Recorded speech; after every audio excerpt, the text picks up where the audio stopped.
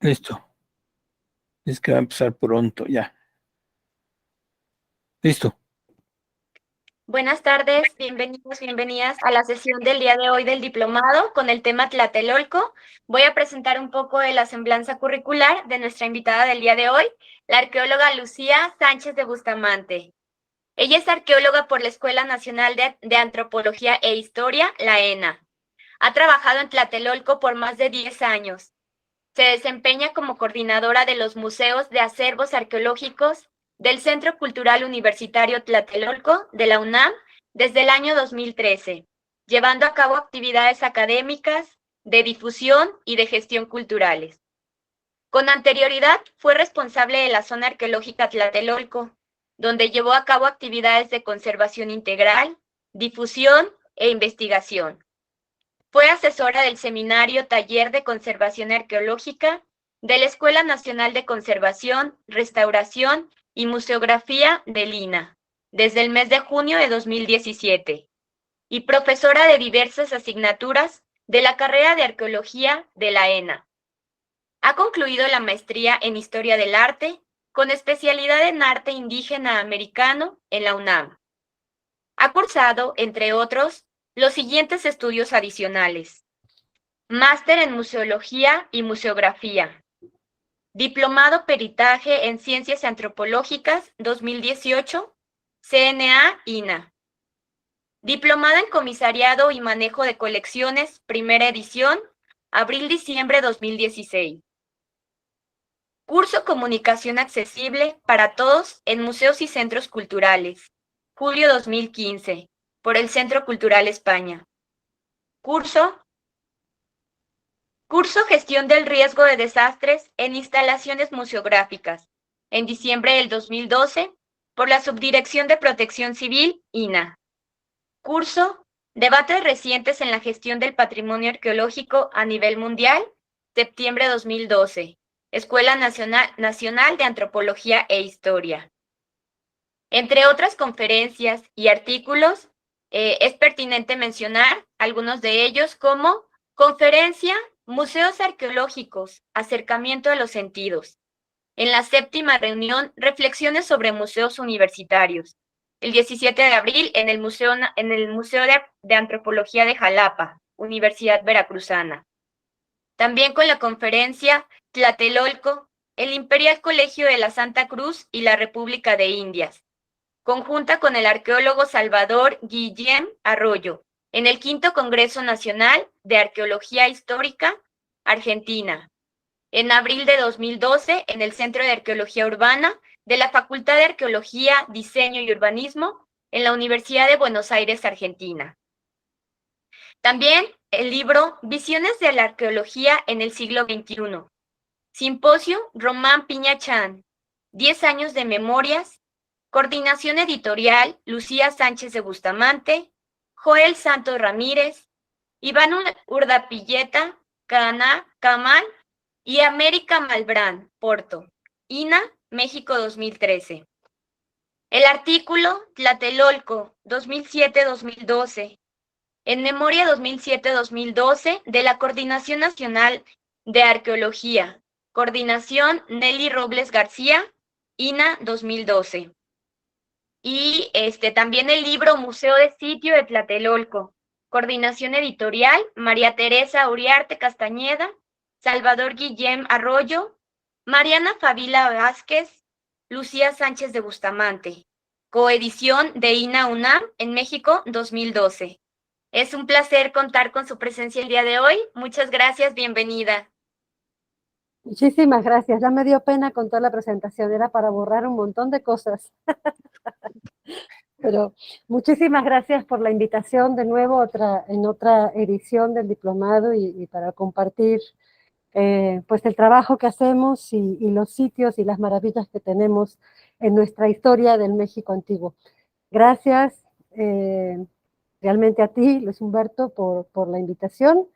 Y bueno, pues la intención del día de hoy es contarles un poquito, porque siempre hay mucho y siempre tenemos que sintetizar la historia, pero contarles qué fue Tlatelolco, como dice el título, la historia no oficial, hay cosas que hemos estado descubriendo no solo desde la arqueología, sino también desde la historia en estos años, trabajando tanto en el INA como en la UNAM, y es compartir con ustedes este ratito hablando de la historia de Tlatelolco. Habrá cosas que sepamos, habrá otras que no, y siempre pues es maravilloso descubrir, ¿no? Entonces, un poco mi intención pues es hacer un pequeño viaje a este sitio que es impactante y está tan sumido en un urbanismo abrumador como es la Ciudad de México. Entonces, muchísimas gracias. Si están de acuerdo, empezamos. Entonces, lo primero es mostrarles esta imagen, que es una reconstrucción hipotética de la isla de México. Y la intención es viajar desde la imagen, justamente. Porque hablamos de Tlatelolco y Tenochtitlan, y hablamos de la conquista y del descubrimiento de México, pero las referentes visuales o cómo pudieron haber sido las ciudades, qué espacio ocuparon las islas, no solamente la de México, también otras islas en este entorno que hoy es la ciudad, pues no son remotos, no tenemos tantas, no podemos imaginarnos esta belleza que estamos viendo. De repente pensar cómo pudieron hacer de pequeñas islas una gran isla donde habitaron o donde ocuparon dos ciudades tan significativas como Tenochtitlan y Tlatelolco, cómo controlaron toda una región desde este punto hacia ambas costas de México, por ejemplo, sobre todo con la Triple Alianza. Y la idea es viajar un poquito, como les decía, esta pequeña historia, viajar visualmente y mentalmente a pensar cómo pudo ser ese pasado, ese México antiguo. Entonces esta fue una reconstrucción basada en documentos y obviamente con una propuesta creativa, naturalmente, de cómo, por ejemplo, podrían ser los templos secundarios que se encuentran fuera del centro, las casas, las zonas de chinampas y los centros de las ciudades. Y aquí les estoy haciendo un zoom. Aquí acercándonos, ya estamos viendo con mayor detalle Tenochtitlan de este lado y Tlatelolco de este lado. Y todavía un poquito más, ahí lo estamos viendo aún más de cerca. Aquí tenemos el centro ceremonial Tenochca y de este lado tenemos, al norte de Tenochtitlan, el centro ceremonial Tlatelolca con el mercado de Tlatelolco. Todo lo que está alrededor de este conjunto son los barrios, que ahorita vamos a ver un poquito más adelante, los barrios y las zonas de templos y de habitación de ambas ciudades. Y como vemos, están en el mismo lugar, algo que en la historia también es complejo, pensando en la competencia y en los problemas que tuvieron entre ambas, que también vamos a ver en un momento. Entonces, para iniciar, para pasar, darle continuidad a este viaje, lo primero es ponernos en dónde estamos, en dónde y en cuándo. Ahorita vimos en dónde, la isla de México, ubicada en el lago de Texcoco, en el centro, en la cuenca, donde ahora estamos en la Ciudad de México, pero dónde estamos en el tiempo es en lo que se denominó, por los sistemas que utilizamos en arqueología y las formas de ordenar y clasificar el tiempo, el periodo posclásico. Esto es una época que abarca desde el 900 o el 1000 después de Cristo, después de Tula, digamos, durante la época tolteca, hasta 1521. Ahorita lo que es después de Tula son justamente las ciudades que vamos a ver. Y tenemos aquí, entonces, un periodo que va a tener grandes transformaciones en la zona centro, donde estamos, en el altiplano o en la Cuenca de México, desde las llegadas de los chichimecas, como les decía recién, Tula, que va a ser un centro rector fundamental de esta época, y finalmente la época mexica hasta la conquista, o por lo menos la consumación de la conquista de los mexicas, que es 1521. Aquí una nota, nada más, es la conquista europea no termina en 1521, sino que lo que ocurre es la conquista militar sobre los mexicas. Y después tenemos 2 siglos de historia en los que hacia el norte y hacia el sur vamos a tener distintos tipos de procesos de conquista o de expansión colonial hasta que finalmente se controla de cierta manera y de forma administrativa todo el territorio. Pero regresando al posclásico, lo tenemos entonces del 900 al 1000, hasta el 1200 y del 1200 hasta el año 1521. Lo que los separa justamente es, en el caso del centro, el fin de la época tolteca, y en el caso del sureste, se pone como un hito, un hecho histórico similar, la caída o la conquista de Chichén Itzá en 1250. Y después del 1200 al 1521 tenemos formalmente, o el desarrollo principal de la época mexica, que es en la que nos vamos a enfocar. Aquí tenemos nada más para que sepan que estos nombres que luego leemos en los museos y en los libros de posclásico, clásico y preclásico, son un modelo, son una forma de acomodar el tiempo que a nosotros en arqueología nos es funcional, pero antes de que este modelo, que es del siglo XX, se pudiera o se estableciera, se denominaba de muchas formas, y aquí están algunos de sus autores y la forma en que le llamaban a los horizontes. Esto responde a cómo el trabajo académico se formalizaba o se estructuraba y cómo se pensaba la historia. Entonces, a veces se hacía a partir de un atributo, a veces se hacía a partir de una cultura, por ejemplo, o comparándolo con otras épocas. Entonces, no nada más, porque luego nos podemos encontrar estos nombres y de alguna manera nos refieren a lo mismo o están hablando de una época específica, pero ahora en la literatura y en los museos siempre vamos a encontrar el modelo en que tenemos preclásico, clásico y posclásico. Nada más para que sepamos esto. Bueno, aquí partimos, este fue el contexto. ¿Qué sabemos de Tlatelolco? ¿Cuál es la información que tenemos? Aquí me gustaría que fuera una pregunta abierta, sé que ahorita no es posible, pero me gustaría que se cuestionen entonces qué saben, qué hemos escuchado, qué conocemos, tal vez acerca del mercado, tal vez acerca del sismo del 85, tal vez acerca del 68, no solamente la historia prehispánica. Entonces, normalmente estos tres momentos que les comento son los momentos más conocidos, son con los que se ha construido la historia oficial. Y luego la pregunta entonces, ¿y todo el resto del tiempo qué pasó? ¿Quiénes vivían en Tlatelolco? ¿Qué era? ¿Cómo era? ¿Por qué estaba aquí? Etcétera. Entonces, esto es la intención de esta charla. ¿Qué sabemos de la historia tenochca? ¿Qué sabemos de esta lámina, por ejemplo? Bueno, pues esta lámina del Códice Mendocino nos refiere, por ejemplo, a la fundación de Tenochtitlan. Y todos sabemos, y lo reconocemos en nuestra bandera, que el mito de la fundación, que nos habla después de la peregrinación de los primero llamados aztecas y en el propio proceso de peregrinación llamados mexicas, se espera en el caminar y en la sucesión de asentamientos que fueron teniendo, llegar al lugar que su dios, que era Huitzilopochtli, les indicaría como el lugar elegido, les indicaría como el lugar propio para este pueblo que era el pueblo elegido. Lo primero que ocurre en su camino, con muchas cosas, pero lo primero que ocurre es cambiar de nombre, de aztecas a mexicas.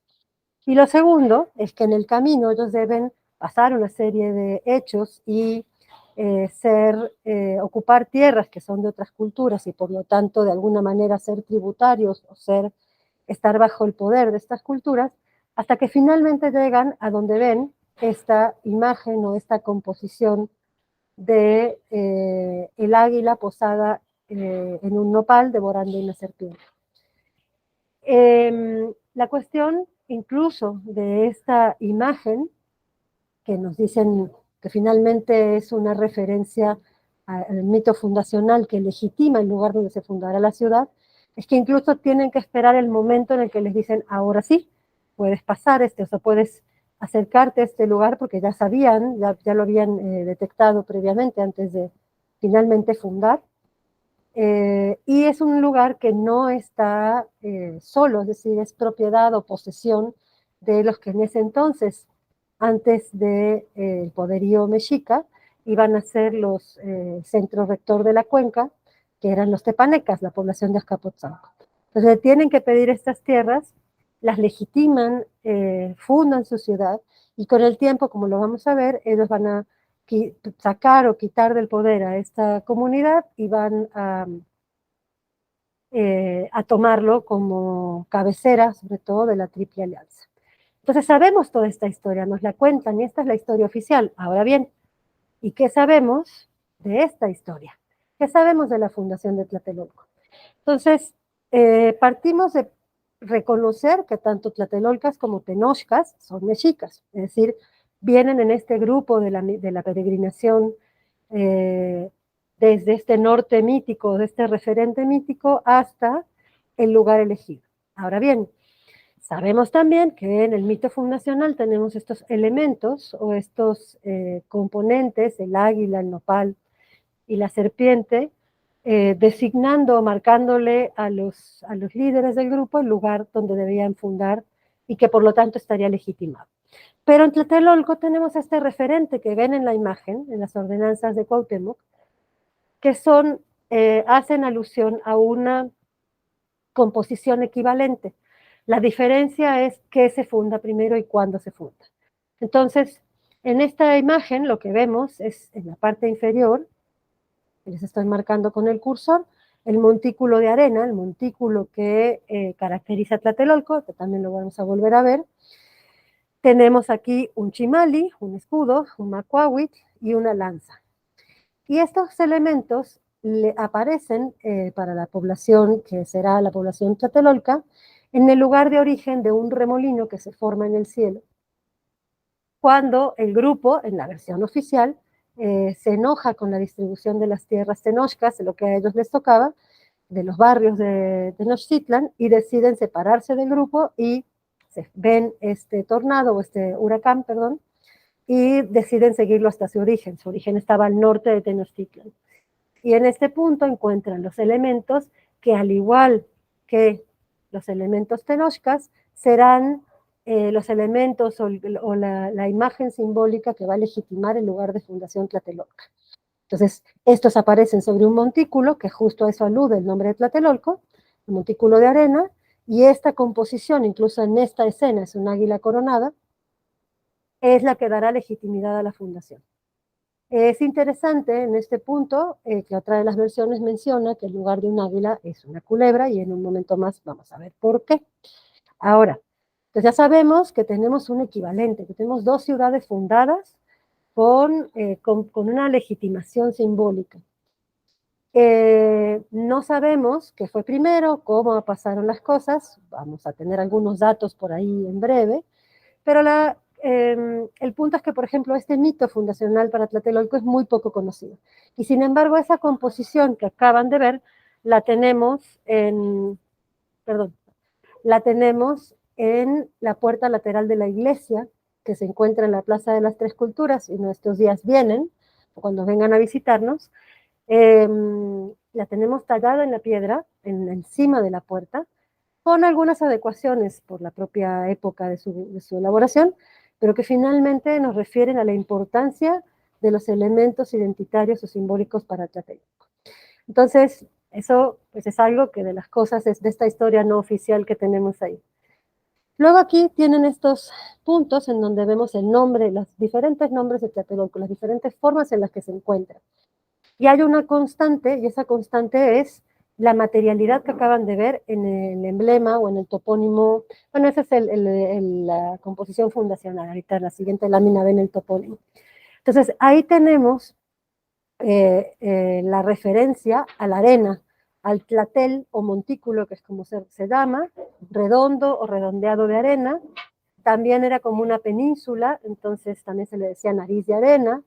Tlatel o tlateli, como los vemos aquí, que refieren a este montículo elaborado, como también nos va a decir Perla Valle, que en realidad estaba conformado manualmente, más allá de la propia composición que tenía y la forma de islote que tendría naturalmente. Y finalmente tiene un nombre más, que es el nombre que no es más conocido de las ciudades de Tenochtitlan y Tlatelolco. En este caso, la ciudad de Tlatelolco también se llamaba Oceloapan, que era el lugar de los ocelotes y el lugar del agua atigrada. Este registro viene en el mismo documento que comentamos recién, que es las ordenanzas del señor Cuauhtémoc. También vamos a ver en un momento más por qué es importante, y les voy a decir cuál es el nombre que también tenía Tenochtitlan, digamos el nombre no oficial o el nombre no tan común de Tenochtitlan que se documentó en las fuentes. Muy bien, aquí tenemos los topónimos. Entonces ya sabemos que aluden a la materialidad. Sabemos que estamos en un montículo posiblemente elaborado por las personas o a partir de un islote que fue creciendo, y sabemos también el sistema con el que esto ocurría. Y sabemos que tiene un nombre náhuatl que se fue convirtiendo y se fue transformando en su grafía, o en su ortografía más bien, al nombre de Tlatelolco que conocemos hoy. El nombre Xaltilolco, Xaltiluli, Xaltilulo, Luli, perdón, hacen referencia a la forma en que lo fueron entendiendo los españoles. Pero es Xaltelolco y Xaltiloli, la forma en la que aparentemente era la más adecuada en términos de su denominación náhuatl. Aquí vemos en todas estas láminas que tienen referidas en la imagen, el topónimo de Tlatelolco en diferentes momentos. Lo interesante y la constante en los dos de arriba es la forma del montículo, la referencia a la materialidad y la plataforma en la parte de abajo. Lo mismo aquí. Aquí es un documento más tardío en donde hay un gobernante colonial del pueblo de indios, y este alude a la matrícula de tributos, en donde se decía ya qué tributos pagaba Tlatelolco, y lo veremos en un momento más.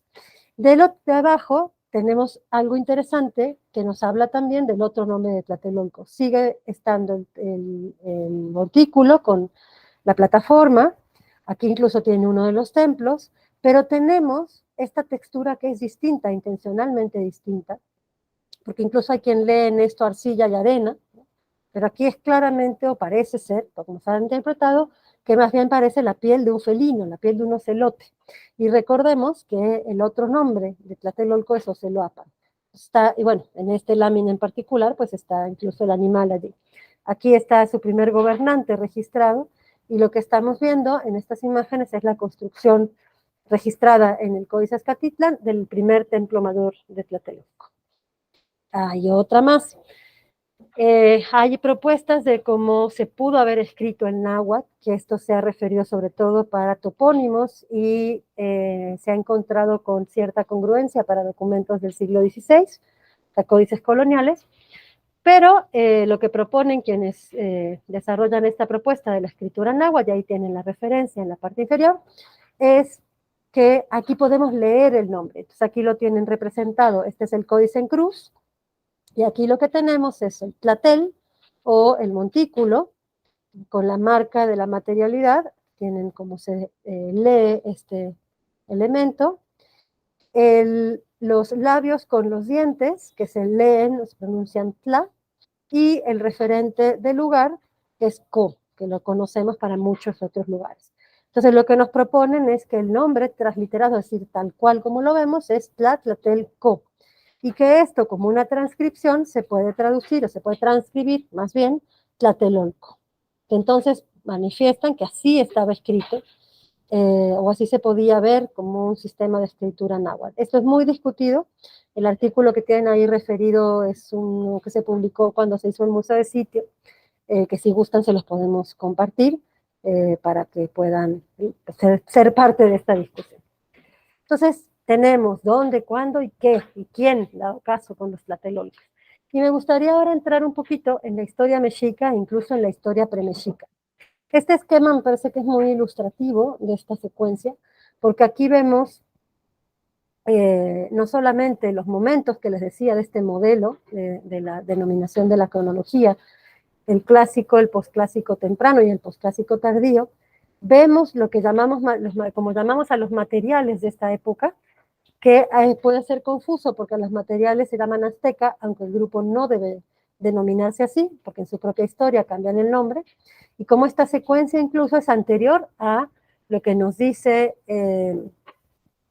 lo que se supone en la tira de la peregrinación será el momento de la llegada de los últimos grupos o las últimas oleadas migratorias donde vienen los mexicas a la cuenca, y también como esta secuencia de materiales, incluso, aunque esto se ha ido actualizando y tiene precisiones a nivel regional, va sobre todo en la época 2, desde la fundación de Tenochtitlan, y sigue todavía, incluso, les digo, hay quien cambia el nombre, o hay quien ya cambia la denominación para hablar del material en la época colonial.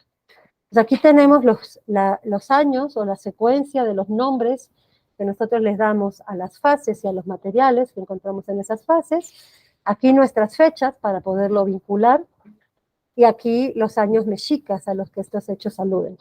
Finalmente aquí abajo los hechos más importantes que ahorita los vamos a ver, ¿no? Y los materiales más significativos de la primera fase, digamos, y los de la fase imperial, como se le llama, o de la fase más tardía de los mexicas.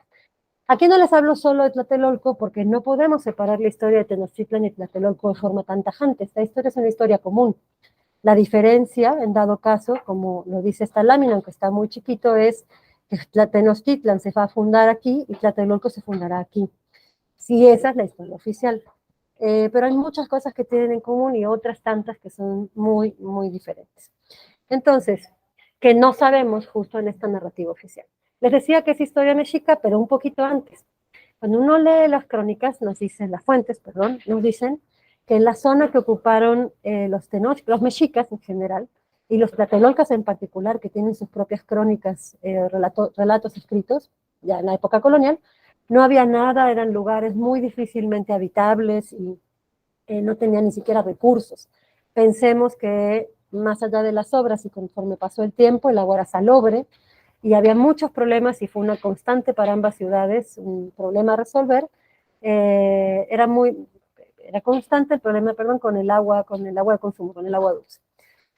Sin embargo, la arqueología lo que nos ha mostrado es que estos islotes, y aquí tienen marcado lo que correspondería a Tlatelolco, tenían ocupaciones anteriores, por lo menos teotihuacanas y toltecas.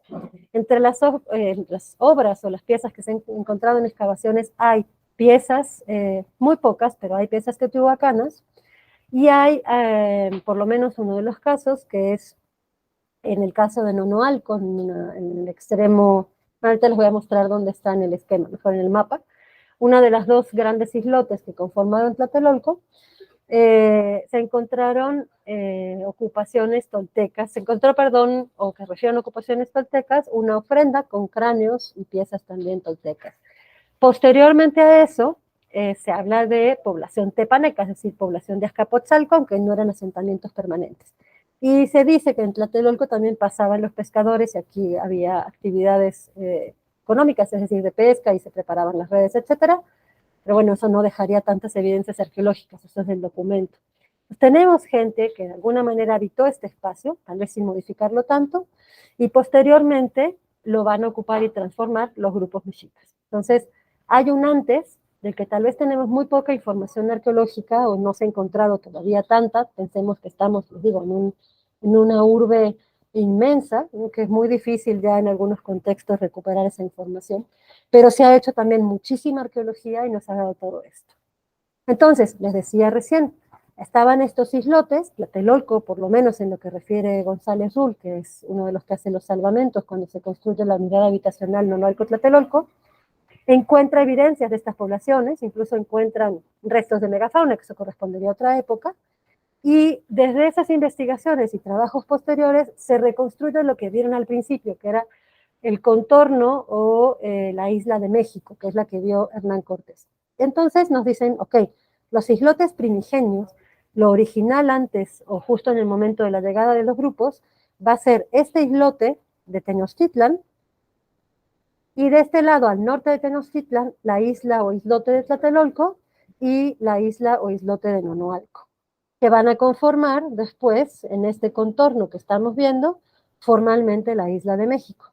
Aquí tenemos la superposición de las calzadas y acequias principales, en el detalle de la isla, digamos, y tenemos además las que se encontraban del lado sur y en la marca de cómo quedarían los barrios, los 4 barrios tenochcas. Aquí Tlatelolco es uno solo, pero después vamos a ver cómo eran sus propios barrios. Entonces tenemos esta información, por lo menos para la llegada de los mexicas, esta era lo que veían estos pequeños islotes, y entre 1360 y 1473 es cuando se va a ir conformando con el sistema de Chinampas la isla de México. Ahorita les quiero mostrar, no es que me tengo que mover de donde estoy, pero, justamente una maqueta en donde hicimos un ejercicio de reconstrucción aquí en el museo, o una propuesta de reconstrucción para que vean cómo pudo haber sido esta sucesión, además de la historia. Entonces, ya alejándonos de este zoom de la isla, lo que vemos es el lago de Texcoco y la cuenca completa con los lagos también de la zona sur. Aquí estamos en el lago de Texcoco, donde estarían las islas con su pequeña ubicación antes de ser el gran imperio mexica, el grupo dominante que eran los tepanecas, la gente que habitaba Azcapotzalco, y los grupos que ya estaban, algunos de ellos y otros que fueron llegando en la primera época del posclásico, esto sería con Xolotl y las primeras oleadas, bueno, las oleadas previas más bien chichimecas, que fueron ocupando diferentes regiones, que a su vez, como les acabo de contar para el caso de Tlatelolco, ya tenían en varios casos otras poblaciones, sobre todo de origen, por ejemplo, otomí, teotihuacano, tolteca, entre otros. Tenemos esta división étnica donde los mexicas están acotados al área y dependerán de los tepanecas. Esto es la superposición para que nos demos una idea de lo que acabamos de ver en lo que conocemos hoy por hoy en nuestras divisiones administrativas, de cómo y dónde están Tlatelolco y Tenochtitlan, la isla de México y todo lo que luego leemos en la Ciudad de México. Entonces, esta frontera o esta línea amarilla es el límite de la Ciudad de México. Nos demos una idea de lo poquitito, en realidad, que abarca de la Ciudad de México y cómo el resto del lago, tanto, sobre todo hacia la zona del Estado de México y también una parte en la zona, en este caso en la zona de Chalco, están fuera, pero cómo lo hemos transformado además. Y cómo, qué poquito, digamos, de ese espacio es el que está abarcando lo que fue la isla de México. Esto está hecho sobre la ciudad actual, entonces es la cota del agua, de lo que dicen también los estudios que se han hecho a lo largo del tiempo de la dimensión que pudo haber tenido el lago cuando se unían los lagos, porque decimos que era uno, pero en realidad eran varios, pero aquí lo tenemos sobre la ciudad actual, para que nos imaginemos esto que tenemos aquí, el tamaño y lo que pudo haber sido y cómo pudo haber sido, también como lo vimos al principio. Ahora sí, vamos a volver al zoom. Estas son las ciudades mexicas, lo que hoy vemos como zonas arqueológicas, que son Tlatelolco y Tenochtitlan. Tlatelolco, yo estoy aquí hablándoles desde este edificio, y Tenochtitlan en el centro histórico, rodeado de toda la arquitectura, y toda la infraestructura que se desarrolló en esta zona, en el fondo es la catedral, y en este caso, si bien vemos bastante arquitectura aquí, la propia historia hizo que Tlatelolco tuviera de alguna manera menos impacto en ese sentido, aunque lo tiene, porque era una zona que tenía menos desarrollo que el centro histórico, que la zona que era la capital de España. Entonces esto es lo que vemos hoy por hoy. Hace un ratito les decía, tiene un sentido que estas dos ciudades estén en el mismo espacio, hablando de la Isla de México, que tengan esta historia hermanada, porque yo les decía, voy a hablarles de Tlatelolco y estoy hablando de los mexicas, estoy hablando de los dos, pero la intención es ponernos en contexto. Y entender la razón por la que están en el mismo espacio de alguna manera y por la que conviven, incluso con las tensiones que esto implica. Entonces, hace un ratito les conté una historia de la fundación y les decía que la versión que nos cuenta que después de enojarse los tenochcas y los tlatelolcas, sobre todo los tlatelolcas, dejan Tenochtitlan, encuentran estos elementos simbólicos y fundan su ciudad en la zona norte. Pero la historia, en las diferentes referencias que hay, sobre todo documentales, coloniales, pues, nos cuentan otras dos versiones, que no se las voy a sintetizar. Básicamente, una dice, la oficial, que Tlatelolco se funda después que Tenochtitlan, la otra dice que Tlatelolco y Tenochtitlan se fundan al mismo tiempo y los grupos constituyen su identidad a partir de los elementos de dos envoltorios sagrados que se llaman Tlatimilolis, en donde uno tenía la piedra verde que dará el sentido comercial y el otro tenía unas varitas de madera que simbolizan el fuego, van a ser los tenochcas, y la otra, como nos tiene que quedar, es que Tlatelolco es anterior a Tenochtitlan.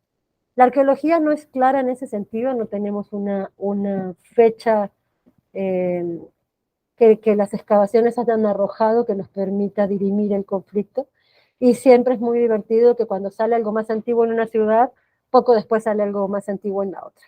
Entonces, iremos viendo qué nos depara la arqueología.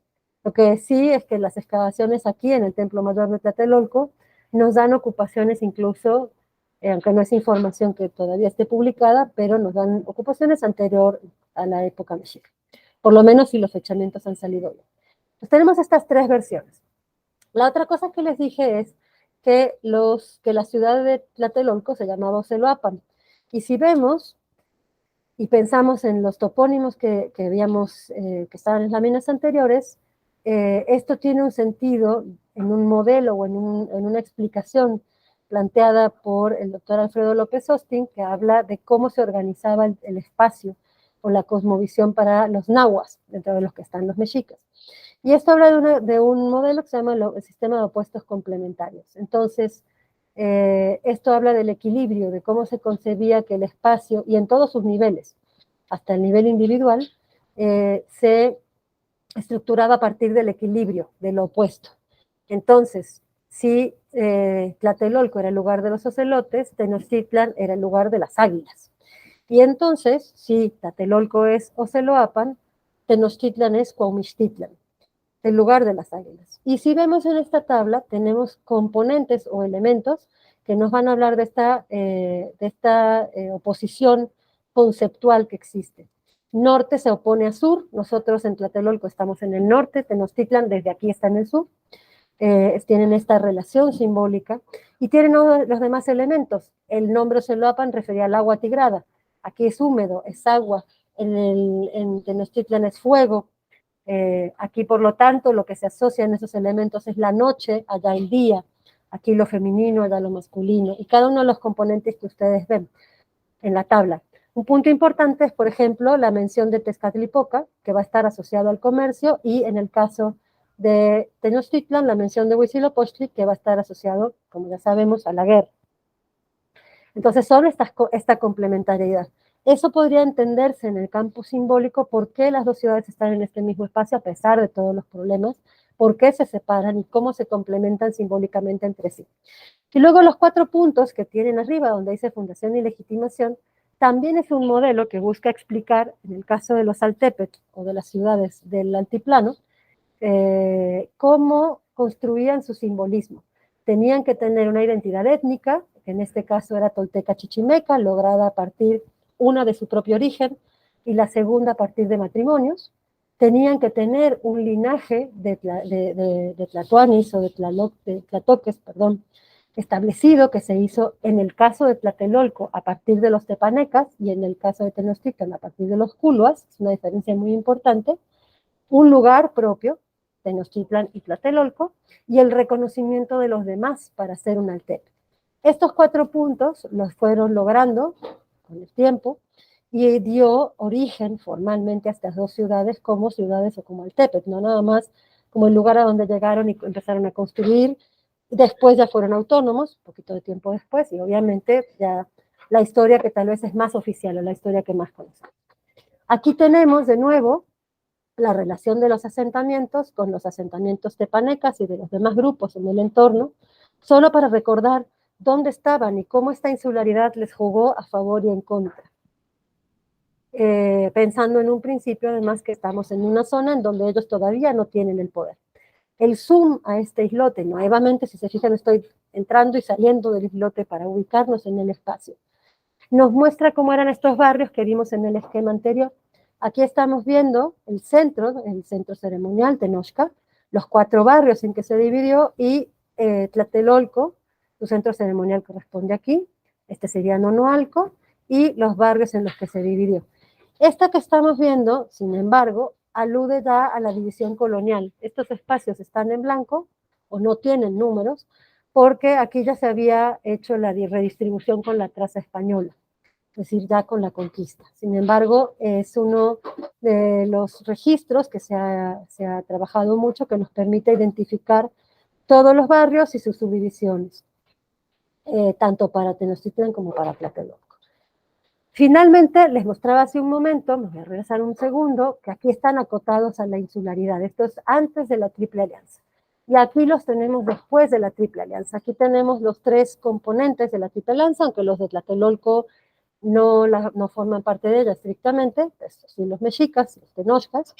Y tenemos entonces que esta insularidad va ganando territorio, obviamente en la inmediatez, junto con los otros 2 miembros, que también van a tener una redistribución y una posición diferente a partir de la reestructuración del poder en el caso de los Acolhuas, en el caso de Texcoco, y en el caso Tepaneca, que aquí está mal el nombre, esto es Tlacopa, no Tacuba, aquí fue seguramente algo de la edición, porque le quitaron el poder a Azcapotzalco, que era el que antes era el líder, digamos, en el gobierno. Entonces van cambiando esto, y no solo en la escala de la cuenca, sino en todas las tierras que la Triple Alianza va a conquistar y las provincias tributarias que va a tener en el territorio. Ahora nos achicamos un poco más en el zoom. Aquí tenemos la ciudad, la traza hipotética con la información que se tiene y las descripciones de la ciudad de Tenochtitlan, y esta es un plano de la ciudad de Tlatelolco. Aquí vemos lo que hoy se reconoce como zona arqueológica en este cuadrante, y todo lo demás, y lo que está más clarito, también lo que tenemos aquí, forma parte de muchas de las excavaciones más recientes. Cuando digo más recientes, me refiero sobre todo a las excavaciones en este cuadrante para la construcción de la unidad habitacional y otras en la década de los 90 para la construcción de otros edificios. Hay más en otros lugares y obviamente es una historia de la arqueología bastante amplia. Pero lo que se pudo hacer con parte de esta información es proponer la traza de los espacios. Esto es, como lo vemos acá, este límite que se propone que tuvo Tenochtitlan con sus templos al interior del centro del recinto sagrado, y lo mismo para el caso de Tlatelolco a partir de las evidencias arqueológicas, aunque hay que imaginarnos que solo vemos esto como sitio. Aquí está la iglesia y aquí está la Plaza de las Tres Culturas. Y en este caso la ubicación hipotética del mercado de Tlatelolco. Hasta aquí tenemos entonces información de esta ciudad, de cómo va dialogando, cómo se construye en relación con los tenochcas, también cómo se pelea con ellos, y las diferencias que existen entre las dos. Entonces, es un poco, les digo, en la parte introductoria, la parte contextual, pero ya tenemos todavía que ir entrando más y más a Tlatelolco. Entonces pasamos me voy a regresar un momento, este zoom, y de reconocer los recintos como el centro ceremonial, el centro sagrado de ambas ciudades, a verlos en su dinámica general y a entender un poco de su historia cultural. Este sería el zoom de la zona norte, de caso de la isla de México, y en particular de la zona de los barrios que, como los veíamos en la otra imagen, conformaron Tlatelolco, pero superpuestos en una guía más o menos de la acá de los 60s, de la traza urbana. Entonces, lo que es interesante aquí, si esto de nuevo nos alejáramos, veríamos cómo ciertas vialidades, por ejemplo esta, incluso aquí, preservaron la forma del islote, incluso este pequeño piquito, digamos, que está aquí, igualmente, pero como la ciudad se fue en parte adaptando a los contornos de la isla y absorbiéndola. Y algo muy interesante en esta imagen, que lo marca esta línea roja, es lo que hoy vemos como Tlatelolco y lo que fue Tlatelolco en sus barrios. Esta línea roja lo que nos marca es lo que ocupa la unidad habitacional. Aquí está el Jardín de Santiago, que está a un lado de nosotros, es decir, está en la zona, a un lado de la zona arqueológica, atrás de la zona arqueológica, y aquí estaría, en este recuadro blanco, sobre todo la zona arqueológica. Para darnos una idea de la dimensión de lo que nos imaginamos hoy como Tlatelolco, por un lado, y de lo que abarcó, y que hoy no forma parte de esta zona, y tal vez no concebimos nosotros como Tlatelolco, ni la población como Tlatelolca, y sin embargo tenemos pues toda esta historia que se ha hecho con las descripciones de los barrios, las delimitaciones a lo largo del tiempo, que nos dicen que sí tenía esta extensión y que iba más allá. Y esta era la calzada que se llamaba el Tezontlali, que separaba Tenochtitlan de Tlatelolco. Entonces, ya entramos en esta descripción de los barrios, en este detalle, y creo que me voy a mover, están haciendo ruido. ¿Impacta mucho el ruido?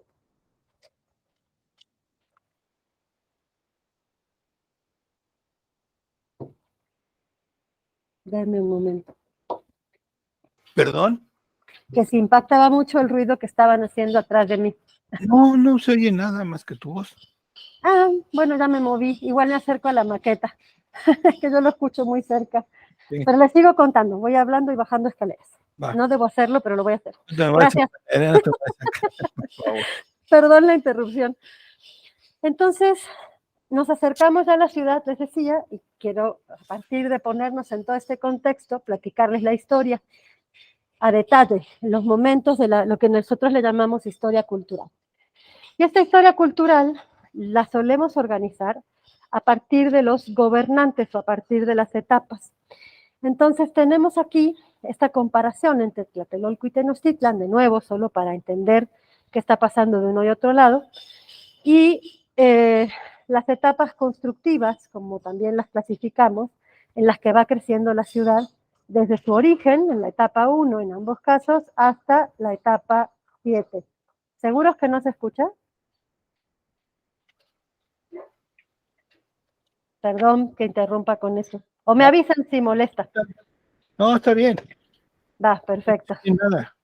El paréntesis es que estamos remodelando una sala de exposición y hay ruidos de todo un poco. No, pero no, nada, ¿eh? No hay ningún problema. Gracias, gracias, gracias. Entonces, hablábamos de la versión oficial de la historia, que dice fundación de Tlatelolco, 1337, fundación de Tenochtitlan, 1325, lo vemos en el esquema. Sin embargo, los primeros registros de gobierno que tenemos, si nos fijamos, y este está en duda, a pesar de, se plantea, pero se discute mucho si realmente fue un gobernante reconocido, si solo lo reconocieron los tlatelolcas, y cómo fue el proceso, su presencia, es hasta 1350 en este caso. Y oficialmente, o ya desde como se plantean los linajes, o en la secuencia estructurada de los gobernantes, es a partir de 1376 para Tlatelolco y 1375 para Tenochtitlan. ¿Por qué este dato sería importante?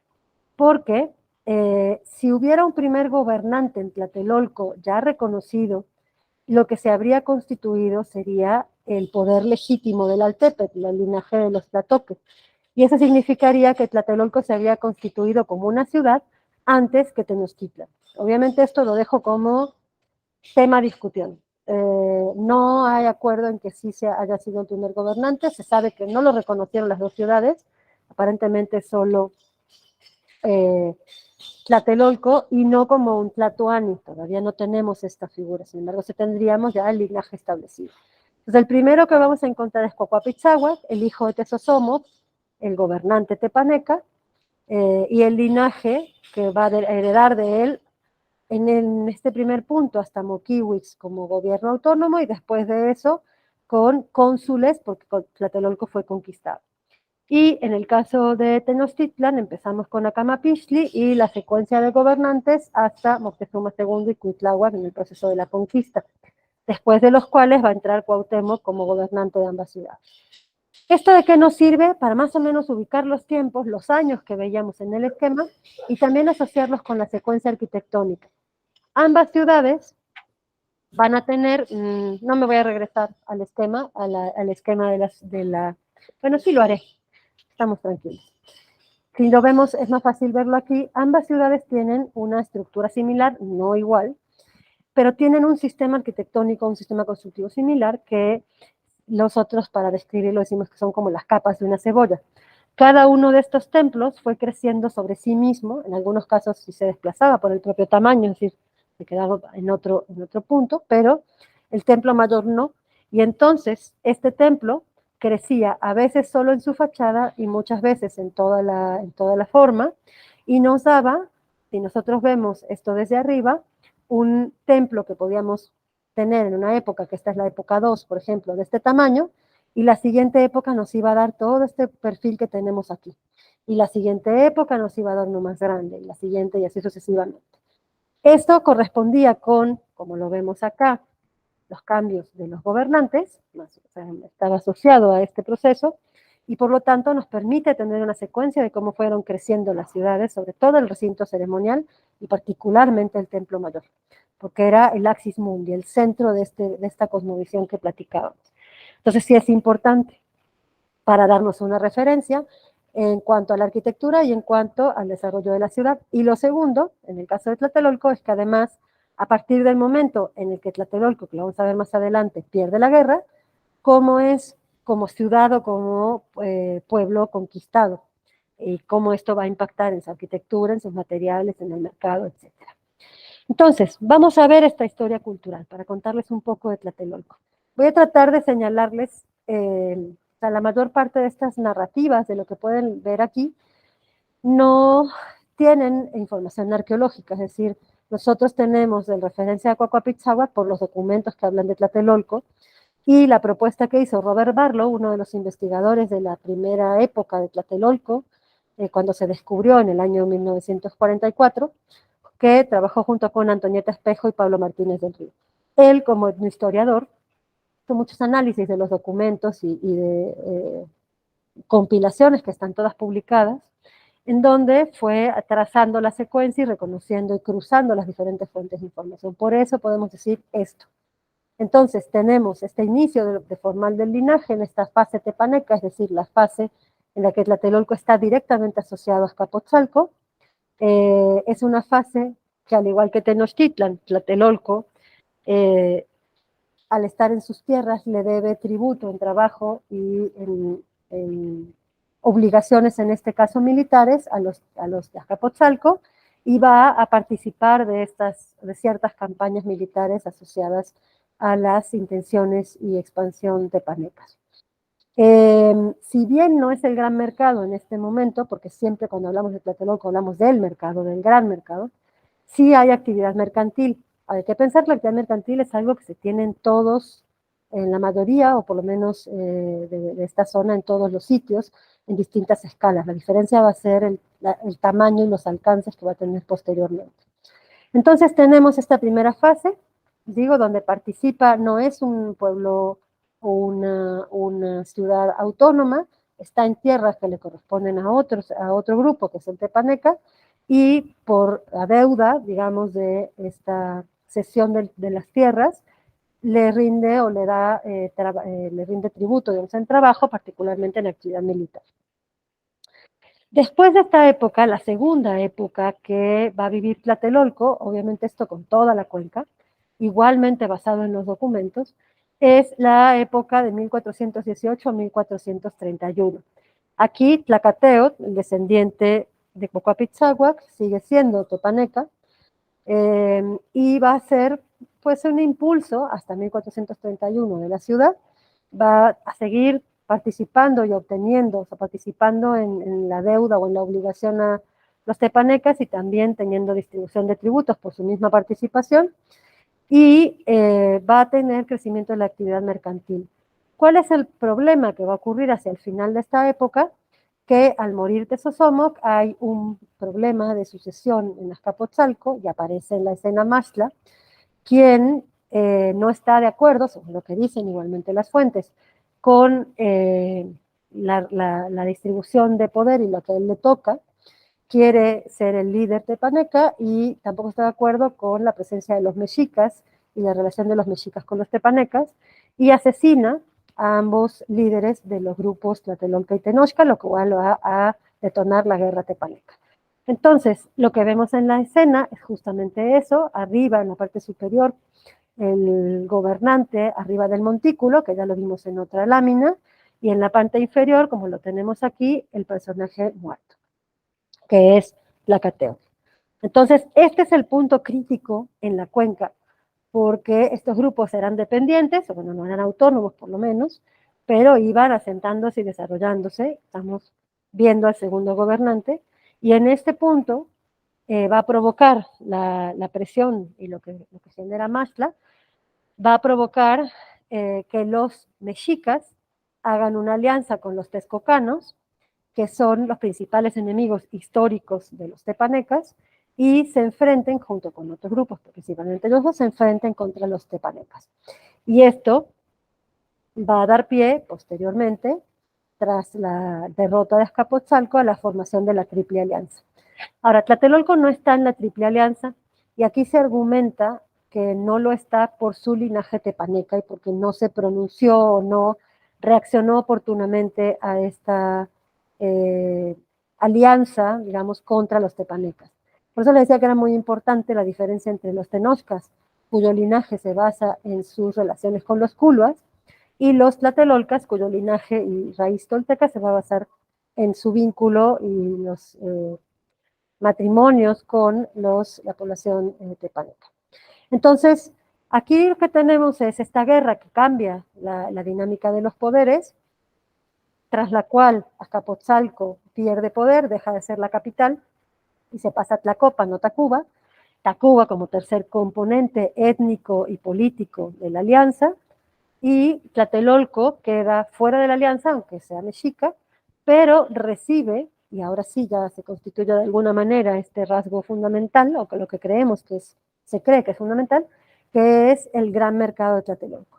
¿Por qué? Porque le quitan el gran mercado de Azcapotzalco y lo trasladan en el año 1431 a la ciudad de Tlatelolco. Y este es el gran mercado del que nos hablan las fuentes finalmente. O sea, se consolida o se readapta una estructura que va a alcanzar las mayores dimensiones conocidas en este rubro. Entonces tenemos aquí al último gobernante, Cuauhtlatoa, el último gobernante del linaje tepaneca, es decir, descendiente de tepanecas. Y tenemos, además de las propias guerras tepanecas, los acuerdos entre Cuauhtlatoa y Xcoatl, que tienen que ver con territorio, con crecimiento y con el desarrollo muy fuerte que tuvieron en ese momento ambas ciudades, que se están posicionando finalmente en el nuevo esquema de poder, donde Tenochtitlan va a ser la cabecera del imperio y Tlatelolco va a ser la cabecera fundamental del comercio. Sin embargo, nada puede ser así de bonito y, como permanentemente se habían dado, en este punto se van a seguir dando problemas entre las dos ciudades que van a terminar en una guerra entre ambas, que ahorita van a ver, después de 1467. Justamente, a pesar de este crecimiento, o tal vez derivado de este crecimiento, para 1467, en estos años marcados en la parte superior, se da una guerra entre ambas ciudades, una guerra civil, que pierde Tlatelolco. Aquí este es el primer Moquihuix, el primer gobernante de ascendencia mexica, y lo que se plantea es que en realidad era un tema de competencia y de crecimiento, por un lado. La otra referencia nos dice que Tlatelolco estaba, Moquihuix en particular, tratando de hacer una alianza para derrotar, para oponerse a los tenochcas, y hay un chisme de pasillo que habla de una mala relación entre Moquihuix y una de sus esposas, que era la princesa Tenochca, que si da tiempo y quieren, luego se los contamos. Pero básicamente este enfrentamiento concluye con que la ciudad de Tlatelolco es derrotada y se le impone un cónsul o un gobernante tenochca que va a ser el responsable, como ciudad o pueblo tributario, del control económico y el control administrativo de la ciudad. Lo que es interesante aquí, además, es que hay un tiempo, como un poco por haber perdido y por las condiciones de la guerra, en que la ciudad no puede crecer, no se les permite reconstruir su templo y mejorar o remozar, como le dicen las fuentes, su ciudad. Y esto también se nota o se puede ver desde la arqueología, el cambio que tiene ciertos elementos arquitectónicos. Y por otro lado, se vuelve tributario, como todos los demás pueblos conquistados, y ya deja de tener Tlatoani y debe rendir o debe dar tributo, entre otras cosas, en productos del mercado y en ganancia, digamos, del mercado. Entonces eso es el punto crítico también, de nuevo, en la historia, porque por esto se dice que en las fuentes, y se dice que los españoles no vieron que eran dos ciudades, y que incluso el mismo Moctezuma, cuando los sube al gran Q, es decir, al gran templo, los está subiendo a este templo, al templo de Tlatelolco, no al templo Tenochca. Entonces, nunca se aclara, y eso hace que los documentos, cuando nos hablan de Tlatelolco y Tenochtitlan, no estén distinguiendo entre sí de qué ciudad nos están hablando. Eso ocurre en los documentos propios. Tlatelolco conquistado, como lo comentaba, va a tener estos cónsules y va a rendir tributos y servicios. Esta lámina nos marca uno de estos controles administrativos del tributo que rendía Tlatelolco para Tenochtitlan, de acuerdo a, como lo ven aquí, al códice mendocino o a la matrícula, y vemos en la parte inferior el montículo y el nombre de los gobernantes que teníamos. Y que los escudos, los trajes militares y distintos tipos de elementos propios, que incluso no eran propios en producción, perdón, sino propios de del mercado. La sal, por ejemplo, se encuentra en la parte de arriba, sí se explotaba en el islote de Nonoalco, es una de las cosas que ha encontrado la arqueología, pero otras cosas, incluso los productos elaborados como la ropa militar o la indumentaria militar, pues era parte de las redes de comercio fundamentalmente. Hasta aquí hemos revisado rápidamente, o más o menos rápidamente, lo que he intentado la historia mesoamericana de Tlatelolco. Pero ahorita vamos a ver otros detalles todavía de esta época. Nada más como a modo de síntesis o resumen para ustedes, quería que tuvieran presentes estos momentos. Esta época premexica, que comentamos, donde había otras ocupaciones, este es uno de los materiales, por ejemplo, que se encontró aquí. La fundación en 1337 y 1338, como la manejan las fuentes.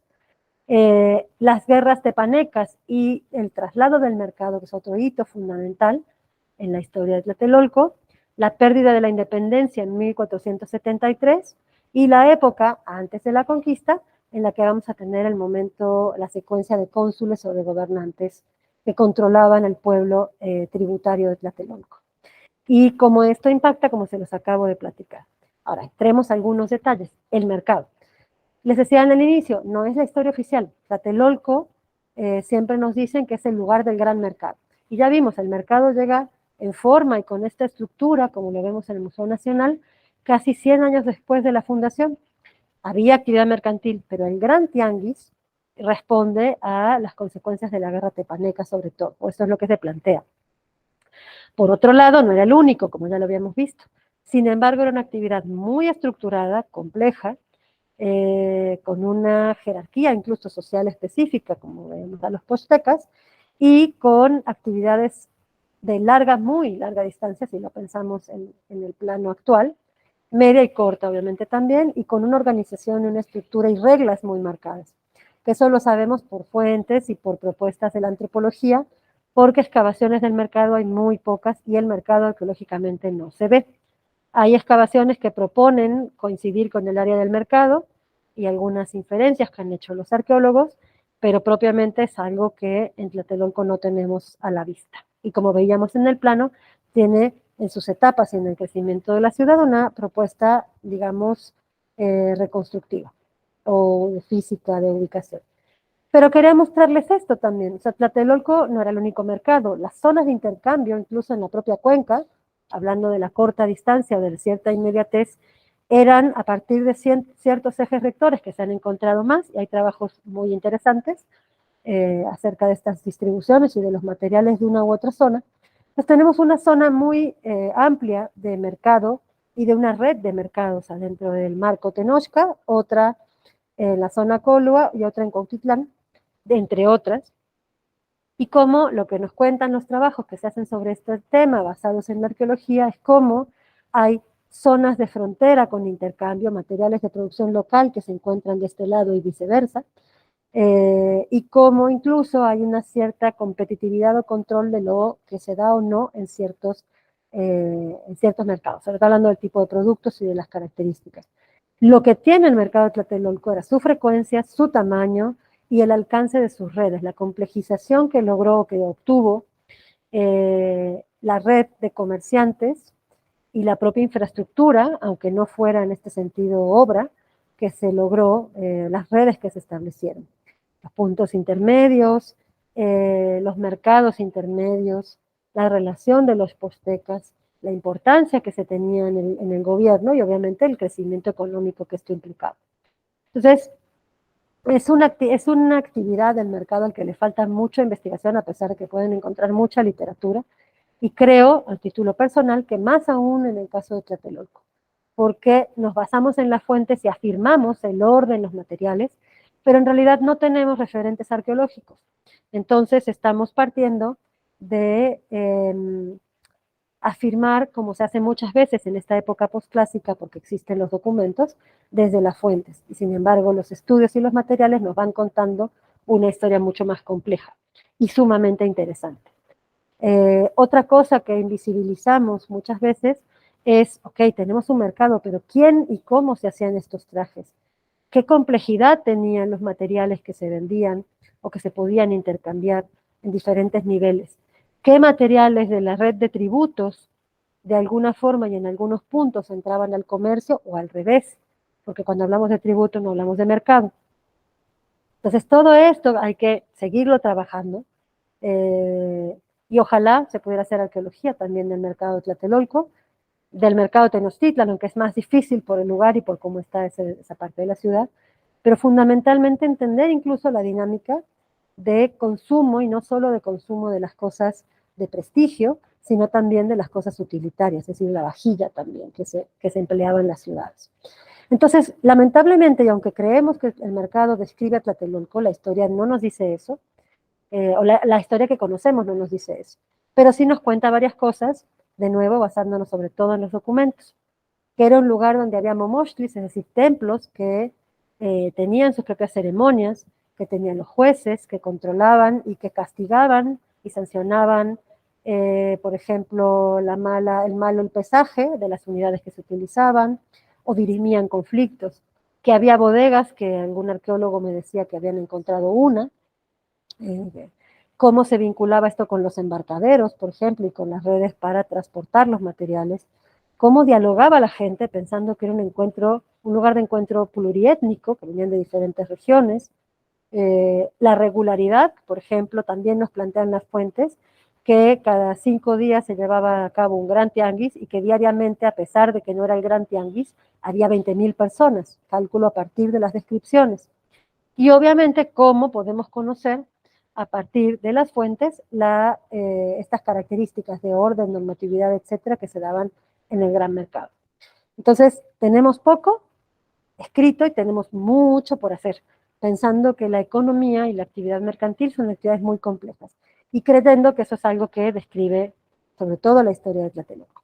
Pero también quería contarles otra cosa, y es lo que nosotros en la arqueología vemos como objetos o cultura material, y cómo esta cultura material también la podemos ver como una historia narrada desde el arte, y cómo es el arte mexica, mexica incluso Tlatelolca distinto del Tenochca, que nos da de nueva cuenta, si se fijan, volvemos a la comparación entre Tlatelolco y Tenochtitlan, pero que nos da de nueva cuenta otra diferencia, pensando, o que nos hace pensar, que los mexicas tlatelolcas y los mexicas tenochcas no eran lo mismo, y no solo políticamente, porque sus materiales, ahorita lo van a ver, son distintos. Lo primero que hay que hacer para poder distinguir esto desde la arqueología, porque materiales tenemos y tenemos muchos, es definir qué creemos que es el arte. Nosotros tenemos que entender que como arqueólogos o como historiadores del arte u otras disciplinas, nos posicionamos desde el hoy. Y no podemos asumir que las otras culturas definen las cosas de la misma manera, incluso que tenían o no tenían arte. Eso se hace a partir sobre todo de la lingüística y de los documentos que nos pueden dar conceptos que pueden aludir a estas ideas. Y sin embargo no podemos pensar que el arte de otra cultura se define de la misma manera. Entonces aquí les puse unos puntos que caracterizan el arte, pensando que podemos definir un arte mexica. Y ahora vamos a ver los materiales. Por un lado, nosotros muchas veces pensamos que el arte no tiene una función y que es contemplativo, como un cuadro en un museo. Sin embargo, en el caso prehispánico o mesoamericano, y particularmente en el mexica, sí tenemos una idea o un planteamiento que estas expresiones están vinculadas con la religión y con la política. Si no son ajenas de un mensaje y de una función. Están en espacios públicos o semipúblicos y transmiten una idea, ya sea de algún pensamiento religioso, como un dios, por ejemplo, o de figuras políticas, como podía ser en un espacio público, los grabados que están en Chapultepec de uno de los gobernantes tenochtitlan. Están relacionadas con el espacio arquitectónico y se ha estudiado bastante la iconografía de estos elementos, y es un arte, por lo menos el arte oficial o el arte metropolitano, el arte que se ve en las ciudades, que está organizado, supervisado, regulado por el Estado. Entonces no es ajeno, no es una expresión que podemos decir se ve bonita y nada más. Nosotros podemos decir que se ve bonita o fea, como le pasó a la Piedra del Sol contra la Coatlicue, que decían que era diabólica y que era fea, contra la belleza y el conocimiento científico, belleza entre comillas, pero que hablaba de la complejidad, del pensamiento que veían en la Piedra del Sol. Ambas son expresiones de la misma temporalidad, pero juzgadas desde el pensamiento occidental. Entonces tenemos estos elementos, tenemos especialización de artistas. Estos incluso si pensáramos también se asociarían con las redes de comercio, por ejemplo, si estas obras entraban al comercio y tenemos no solo al artista especializado, sino al posteca. La recepción de los materiales también nos vincularía con el tributo o con el mercado. Entonces hay toda una red de roles o de personajes o grupos más bien, porque no es un individuo en sí, a lo que reconocemos, vinculados con estas creaciones y que vinculan las demás esferas, la política y la económica sobre todo. Tenemos este control estatal que les había comentado,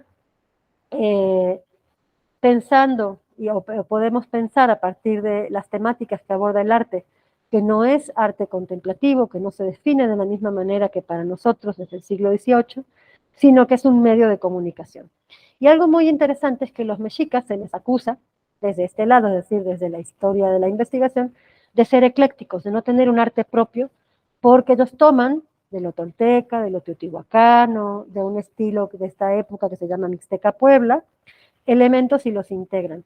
Sin embargo, se defiende que ciertamente toman estos elementos, pero hacen, sobre todo en la segunda época, en época imperial, es decir, cuando ya se consolida después de la Triple Alianza en adelante, hacen creaciones propias, que es lo que conocemos como las obras, digamos, tanto arquitectónicas como culturales muebles, es decir, como objetos mexicas.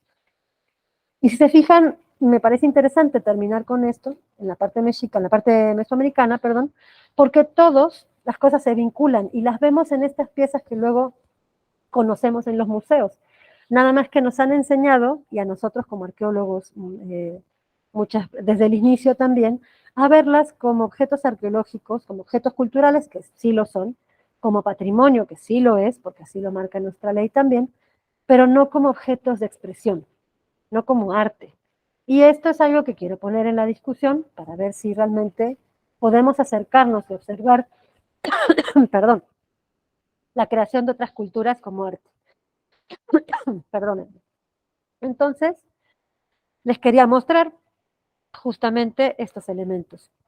Es decir, ¿acaso esta arquitectura?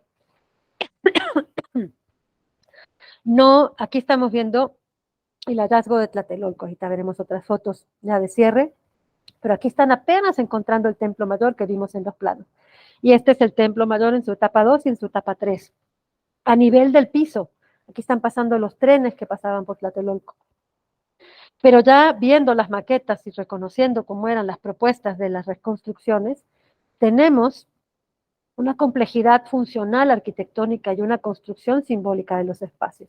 Entonces, esta arquitectura como una expresión tiene un sentido de escenificaciones y son espacios, sobre todo hablando del recinto sagrado, donde se construye con monumentalidad, se dan funciones religiosas administrativas, pero se escenifican las cosas, ya sea que se escenifiquen ceremonias o rituales, por ejemplo, como nos describen las fuentes, y que tienen un sentido en su ubicación, que lo hemos escuchado seguramente hablando de arcastronomía, por ejemplo, muy puntual que habla del simbolismo y de nuevo de la función religiosa. No es una arquitectura única, está heredando estos atributos, pero sí tiene características propias en su constitución. Por ejemplo, la discusión que se tiene de los templos dobles, ¿no? Para dar un ejemplo. E incluso la traza que si bien se va estableciendo para el posclásico antes de los mexicas, la propia traza de la ciudad y su distribución. Tenemos aquí, por ejemplo, y ahorita les comparto esta liga porque este 3D está en línea, si lo quieren ver, un templo que se encuentra en Tlatelolco y no se encuentra en Tenochtitlan, porque nos dicen luego que son ciudades gemelas, y sí son muy parecidas entre sí, pero no son gemelas exactamente. Este es el templo calendárico.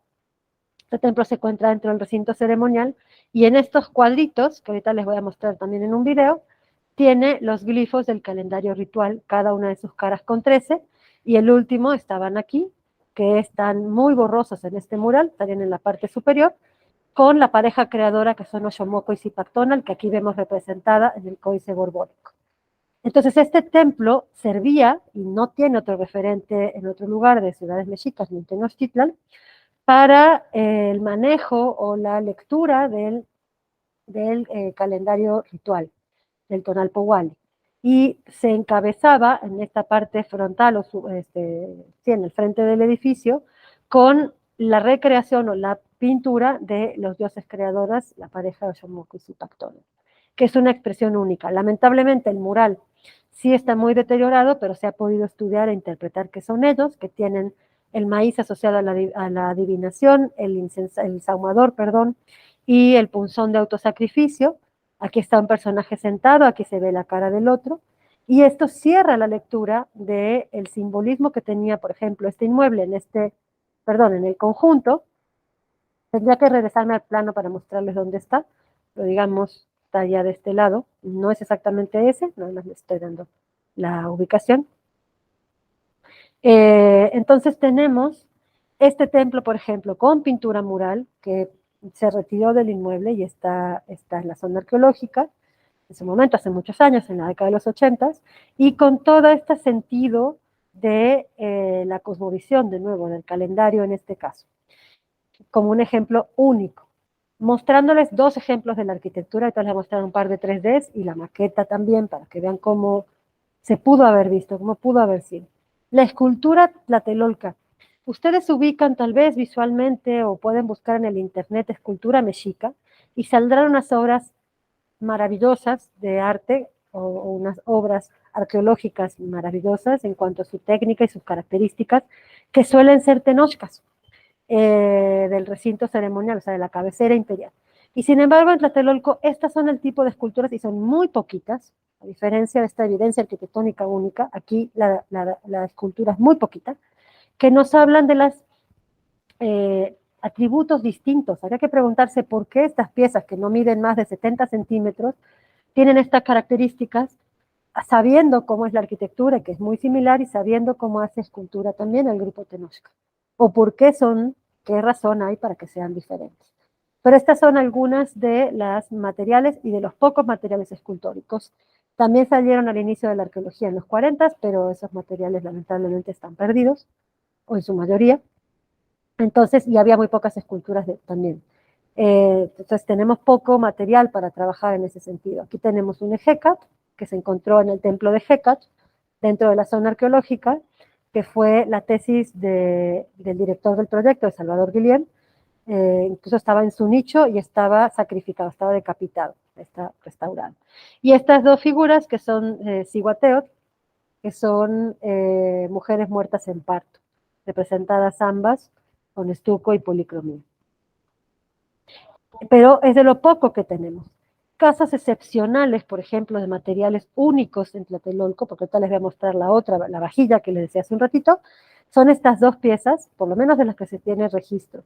Le llamaron el Couchicali de Tlatelolco, y si alguien algún día entra al edificio de Juárez de la Secretaría de Relaciones Exteriores o busca fotos históricas de Tlatelolco, hablo históricas de los 60 sobre todo, va a ver que esta pieza se volvió el emblema de la Secretaría, esta representación que tenemos de lo que se ha interpretado como un ocelote enfrentado, o de espaldas más bien, a un águila, que constituye la representación de la guerra sagrada y de nuevo de los opuestos complementarios. Este es un plato que no mide más de 25 centímetros de diámetro, es pequeñito, es ondulado, se ve en la foto, y tiene unos soportes circulares con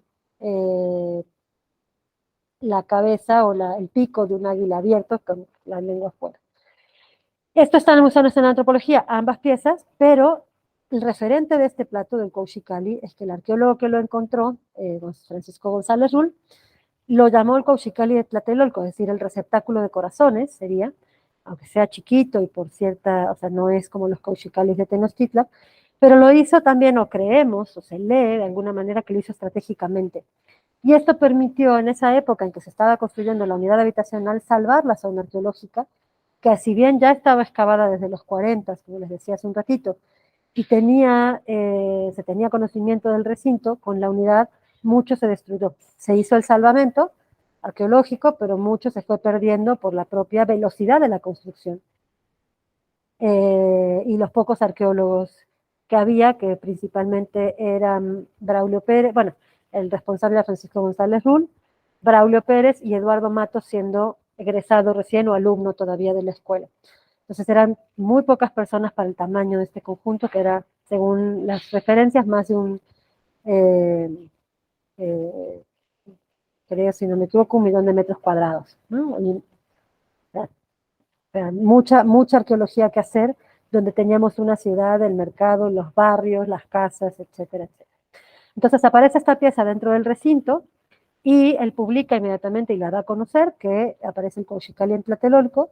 La Secretaría de Relaciones Exteriores lo adopta como emblema y a la fecha en su vestíbulo lo tiene en una piedra que supongo que es travertino o algún tipo de mármol, como de 3 metros, así como lo ven. Y antes lo tenía en su fachada aquí en Tlatelolco cuando la Secretaría estaba en Tlatelolco. Y de este lado tenemos el brasero azul, así se le conoce. Son 2 piezas que salieron en el siglo XIX, lamentablemente no se tienen los datos del contexto, dentro de los cuales aparecieron restos humanos. Entonces, se dice que es un brasero, incluso hay dibujos en donde tiene tapa, pero fue usado, por lo menos como se encontró en arqueología, como urna. Y tiene los elementos o la atribución de las deidades del maíz. Ahí vemos elementos vegetales y el maíz también en el pectoral, digamos, o en el collar. Esta pieza también está en el Museo Nacional de Antropología. Esta está en discusión entre algunos de nosotros su temporalidad, porque en el museo la tienen como pieza colonial, y en las excavaciones apareció en la etapa 6, y decíamos que la etapa 7 fue la última antes de la llegada de los españoles. Bueno, seguirá la discusión, ahí les estoy poniendo más discusiones presentes.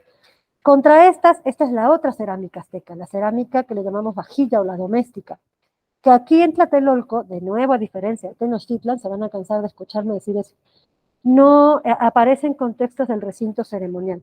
¿Por qué es importante? Porque esta cerámica es la que se considera utilitaria o de uso común, y sin embargo aquí aparece dentro del recinto y en Tenochtitlan prácticamente no la encontramos. Y la otra diferencia en la arqueología es que aquí prácticamente no encontramos el tipo de ofrendas que se presentan en Tenochtitlan y la diversidad de materiales, de procedencias y de tipos de materiales marítimos, etcétera, pero aquí sí se encuentran también ofrendas de ese estilo, de ese tipo, con ubicaciones estratégicas en el recinto ceremonial.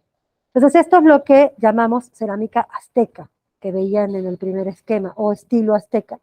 Y tenemos diferentes características para ir trazando quién es más antiguo, cuál es el más antiguo de ellos, y con eso decir si es azteca 1, azteca 2, azteca 3.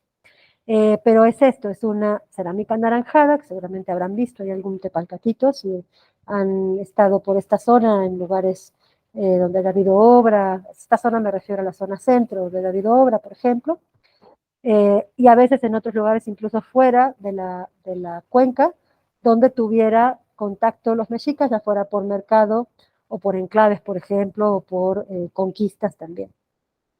Y esto les digo, la característica es que es un color anaranjado con todos sus diseños en negro. También hay polícromos parecidos a los de la lámina anterior, pero en estos formatos más de consumo, no en elementos ceremoniales o con un uso especial. Hay una obra que igual ahorita les muestro con la cámara. Aquí tenemos unas fotografías y estamos preparando una réplica museográfica, obviamente, que son únicas también de Tlatelolco y de las excavaciones, no solo por sus características, sino por el material, que es madera de pino, y son 3 dinteles, que se llaman los dinteles de Tlatelolco, hay muy poco publicado de ellos, pero sí hay, que son 3 piezas que iban en la parte superior de las puertas de un templo que ya no existe.